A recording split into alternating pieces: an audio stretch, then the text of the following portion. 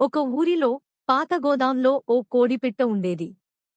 ఆమె రోజూ తన గూడు శుభ్రంగా ఉంచేది, ధాన్యాలు సర్దేసుకుని క్రమంగా జీవించేది. అదే గోదాంలో నేల కింద ఓ ఎలుక ఉండేది. ఎలుక తెలివైనదే కాని దొంగతనం చేయడం అలవాటు.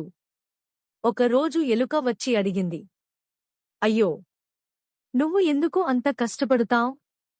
నేరుగా రైతు బస్తా నుంచి ధాన్యం తీసుకుంటే చాలదా? కోడిపిట్ట నవ్వుతూ అంది, దొంగతనం చేయకూడదు. కష్టపడి సంపాదించిందే మిగలేది. ఎలుక చెవున పెట్టకుండా వెళ్ళిపోయింది. రాత్రి రైతు గ్రహించాడు. ఎలుక నా బస్తాలు కొరికేస్తోంది. అక్కడే ఒక ఉచ్చు పెట్టాడు. ఆ రాత్రి ఎలుక మళ్లీ వచ్చింది. కాని తోక ఉచ్చులో చిక్కుకుంది. ఎలుక కేకలు వేసింది. కోడిపిట్ట పరుగెత్తుకొచ్చింది. తన ముక్కుతో ఉచ్చును జాగ్రత్తగా తెరిచి ఎలుకను కాపాడింది. ఎలుక ఆశ్చర్యపోయింది. నిన్ను నేను హేళన చేశాను, అయినా నువ్వు నాకు సహాయం చేశావు.